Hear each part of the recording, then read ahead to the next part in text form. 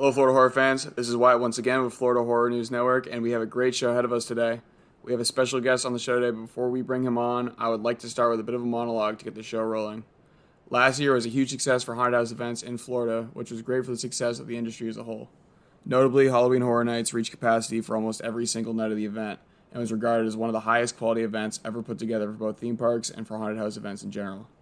It felt like the creative team behind the event was firing on all cylinders and really cared about creating a great guest experience for the guests. Or a great experience for the guests. Other events such as Howl-O-Scream at Busch Gardens in Tampa and even some of the smaller events that have popped up in South Florida such as Fright Nights in West Palm Beach saw their attendance numbers skyrocket. And while I would love to go in depth about why these events were so successful, I think there is more to learn from the main event every year in Universal's Halloween Horror Nights, in specific Orlando's version. First, I think it's important to acknowledge what many consider to be the elephant in the room, which of course was the boost in attendance with the loosening of pandemic-related restrictions in Florida. And while I think we all know that Florida was relatively light when it came to COVID-19 related health restrictions, they loomed over last year's event. Even before that, COVID-19 caused the demise of most of the horror events that were slated for 2020. I remember the initial hesitancy to even go to theme parks in Florida after they reopened in 2020. And although they opened with extreme safety precautions, mask wearing for everyone indoors and outdoors, as well as the dreaded plexiglass dividers that covered everything in sight. Social distancing was also heavily enforced, and while these precautions likely saved lives, they definitely caused a decline in interest for the theme parks during this time as well. Over time, these COVID restrictions became less strict, and people began to visit the parks once again. But by the time 2021's Halloween Horror Nights event came around and began, some of the restrictions were still in place. Social distancing was enforced within the houses, as well as masks on all scare actors and plexiglass dividers in front of these scare actors. Many found these precautions to be very distracting from the scares. I think, unequivocally, it took away from the event as a whole, and I think the event was still affected by, this COVID-19, and because of this, the early reactions were poor, and the attendance suffered. During this time, in which the event was affected by COVID-19, the creative team was able to experiment their houses, and in specific, the original houses. For those who are unaware about what an original house means, it's important to understand the distinction between the two types of haunted houses. An original house is one with an original concept and story created by the creative team. An IP or intellectual house is one created using the characters, ideas, or story of an existing piece of intellectual property. These are mostly haunted houses based on movies, but some are based on characters from novels or television or even the music of some musicians such as The Weeknd. Most fans tend to agree that original houses are more engaging and well created because they didn't have to adhere to the story or themes of already established fiction.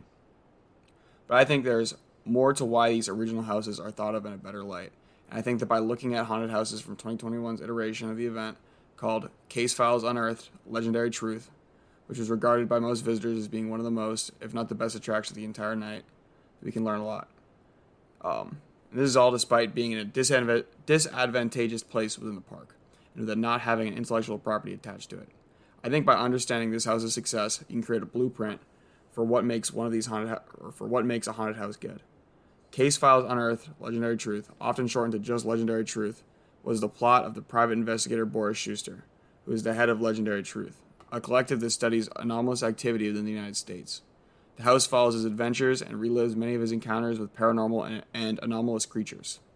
Throughout the house, there are many film noir elements. They create a sense of style that permeates the haunted house and adds to its ambiance.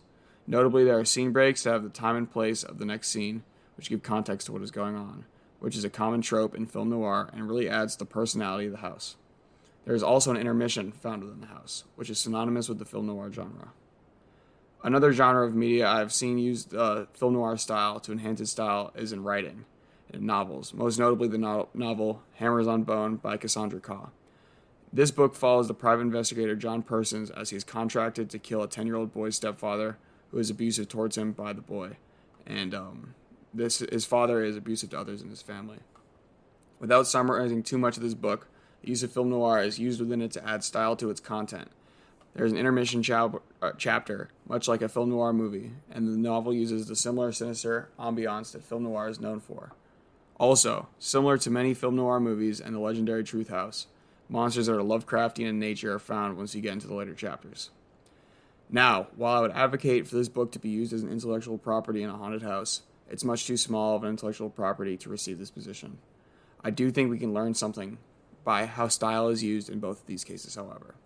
The use of the film noir style enhances both this novel and Haunted House and elevate them to new heights. I think the concept of using style can enhance the event and even make intellectual property houses better.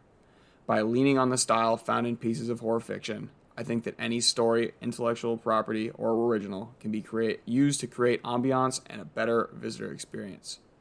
If the creative team behind these events is able to draw inspiration from genres and their styles, I think that the trap of bland, heartless houses can be prevented, and instead we could find ourselves in a golden age of stylized experiences in these events.